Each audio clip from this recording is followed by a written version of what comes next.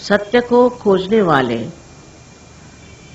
आप सभी साधकों को हमारा प्रणाम। अनेक बार मैंने यही कहा कि सत्य है वो अपनी जगह है, उसको आप बदल नहीं सकते, उसकी आप परिभाषा नहीं दे सकते और उसका वर्णन भी नहीं कर सकते। विशेषकर इस महाराष्ट्र में अनेक साधु संत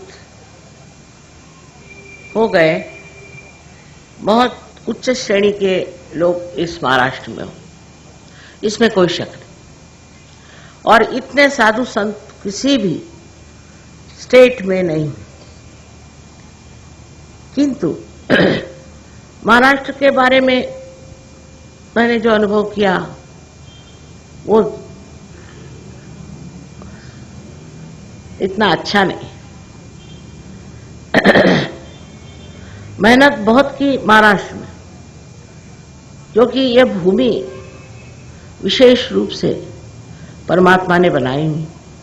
यह अष्टविनायक का राज्य है और महाकाली, महालक्ष्मी, महासरस्वती तीनों देवी यहां अधिष्ठित है। इतना होने पर भी महाराष्ट्र की अस्मिता कुछ अजीब सी लगी मुझे। उनकी सूझबूझ समझ में आ नहीं रही। जैसे दिल्ली, गाजियाबाद या कहिए हरियाणा, फरीदाबाद, लखनऊ, बनारस, वहां की जनता इतने जल्दी सहज में कैसे जम गई और क्यों जम गई, ये मेरे समझ में नहीं आता। कोई वाद विवाद नहीं, कुछ पूछना नहीं, एकदम सहज में आ गए और खूब अच्छे से जम गए। लखनऊ जैसी जगह मुझे जरा भी आशा नहीं थी, वहां तो खाओ पियो मौज करो लोग रहते थे। मेरा ससुराल लखनऊ में, और मैं हैरान हूं कि इससे भी ज्यादा लोग पहले समय लखनऊ में इकट्ठे हो गए और मुसलमान सहयोग में आ गए। वही हाल महाराष्ट्र में क्यों नहीं होता? इसका विश्लेषण ऐसा हो सकता है कि हमारे यहां बहुत से हम लोगों ने गुरु पाल रखे, पोथियां रखी। एक लड़का मुझे मिला हवाई जहाज में, मुझे कहला मां मेरी जागृति, तो मुश्किल, उसकी कुंडलिनी खड़ी नहीं हो रही। मैंने हुआ क्या भाई? वहां मैं तो सवेरे उठता हूं, 4 बजे नहाता हूं और पारायण करता हूं। माने मैं बार बार पढ़ता हूं। क्या पोथी? एक बाबा जी, उनकी पोथी। एक बाबा जी ने क्या किया? कहले इनको श्री राम और सीता जी की मूर्ति मिली। कहां? जहां उन्होंने कहा वहां। मैंने कहा उन्हीं ने गाड़ दी होगी और निकाल दी होगी, ऐसे क्यों नहीं सोचते? उसके लिए तुम जिंदगी उसमें लगाए हुए। कहले मैं क्या, मेरे माँ बाप भी। फिर दूसरा है, वो कहता है कि नहीं मेरे गुरु हैं, वो साक्षात गुरु हैं, ये है वो है। इतने यहां बड़े बड़े गुरु हो गए, जिसको असली गुरु कहना चाहिए, जो असली महात्मा थे, वो रहे एक तरफ, और ये जो आए हुए पैसे खाने वाले लोग, कुछ लोग तो मेरे ख्याल से पॉलिटिक्स में चले गए और बाकी के जो बच्चे खुचे थे वो लोगों को बेवकूफ बना रहे हैं और उसमें लोग बहक जा रहे हैं बुरी तरह। उदाहरण के लिए श्री ज्ञानेश्वर जी, इतनी बड़ी आत्मा, बाप रे, कुछ पूछे नहीं, जैसे को कोई अवतरण था।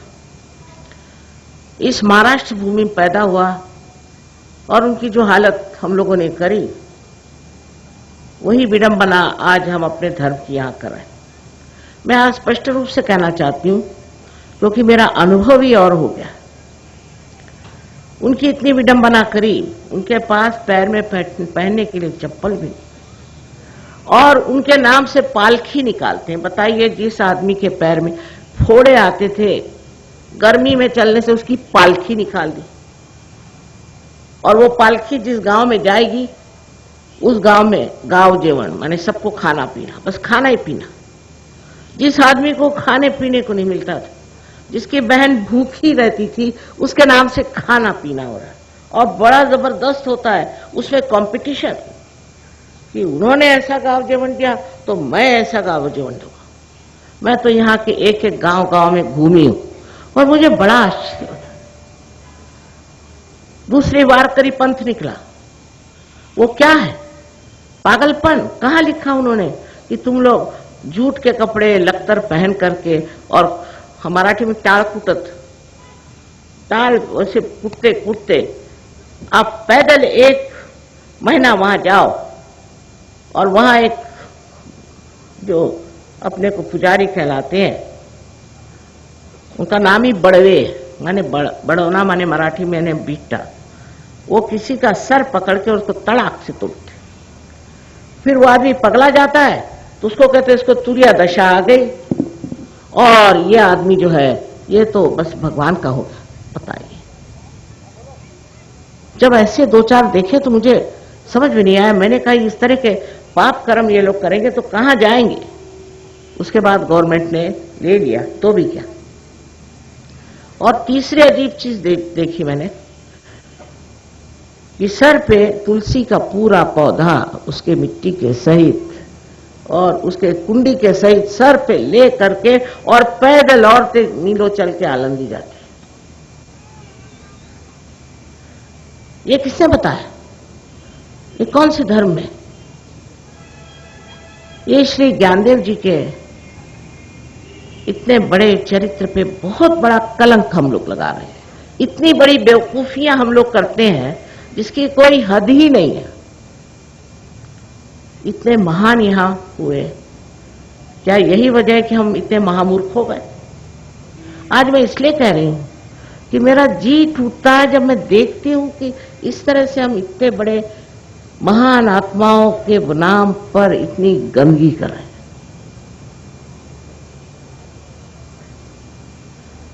ये एक वारकरी पंथ निकला है, अब हजारों हैं उसमें, चले जा रहे हैं। पर सबसे कमाल ये कि मुंह में तंबाकू रख के और फिर जा रहे हैं कहां? तो पंढरपुर। और रास्ते में तंबाकू वालों की दुकानें लगी रहती। तंबाकू जो है विशुद्धि चक्र के विरोध में है, श्री कृष्ण के विरोध में है। और अब पता हो गया होगा आपको, मेडिकली भी भगवान की कृपा से यह तय हो गया कि तंबाकू खाने से कैंसर की बीमारी अवश्य होती है। तो फिर कहते हमारी मुक्ति हो गई। क्या यही अध्यात्म है? यही परमात्मा की बात है?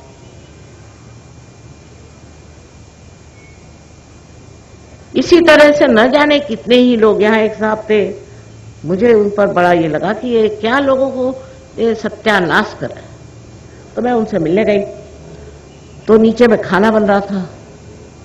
तो वहां जो ब्राह्मण लोग थे बेचारे खाना बना रहे थे, उन्होंने कहा 2 तो निमोनिया से मर गए और मैं भी मरने वाला हूं। मैंने कहा क्यों?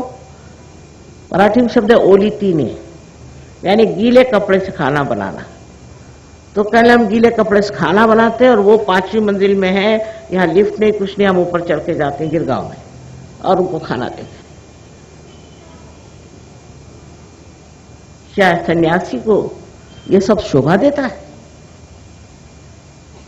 ये अपने को गुरु कहलाते हैं और इनका रहन सहन देखो, इनके तौर तरीके देखो तो समझ में आता है कि ये पैसे के लालची, औरतों के लालची और बहुत ही नीचे तरह के लोग।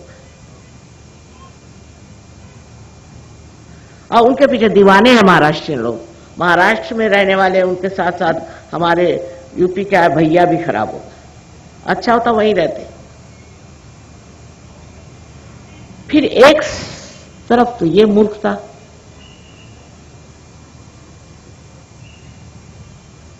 सिद्धि विनायक में आप जाइए तो देखिए तो लाइन ही लाइन लगी। लाइन क्या चाहिए तुमको बाबा? विनायक से क्या मांगा जाता है? नौकरी मांगने जा रहे हैं। ये क्या विनायक का काम है कि तुम्हें नौकरी आते? वो क्या देते? ये तो जानना चाहिए कि वो देते क्या। सुबुद्धि देते हैं, वहां सुबुद्धि लेने कोई नहीं जाता।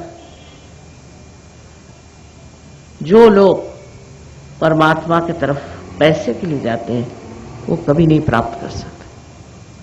आत्मा की शांति और सुख, आत्मा का सुख, उसकी अनुभूति लेने के लिए जो लोग जाएंगे वही असल में भक्त है, वही साधक है। और इस तरह के बेकार के जो लोग काम करते हैं उनको किसी तरह से भक्ति नहीं कर सकते। एक अंत ये है, और दूसरा यहाँ के जो अपने को इंटेलेक्चुअल समझते हैं, जो अपने को बड़े बुद्धिमान समझते हैं, उसमें सरकारी नौकर साहब लोग, पढ़े लिखे कवि, लेखक आदि आदि आदि अनेक, और उसके अलावा यहाँ अंधश्रद्धा निर्मूलन वाले भी लोग बैठे हुए हैं, जिनको खुद ही नहीं मालूम कि श्रद्धा क्या होती है। वो क्या कहेंगे, वो क्या बोलेंगे। तो ये बुद्धि के चक्कर में घूम रहे हैं, अरे ये सब बेवकूफियां हैं, सब गलत बात है, ये है वो है। एक तरफ ये बेवकूफियां ये देखते हैं, एक तरफ वो बेवकूफियां को उसका पालन करते हैं। इसके बीचों बीच सत्य, इसके बीचों बीच पाने का। ज्ञानेश्वर जी को अगर कोई पढ़ता है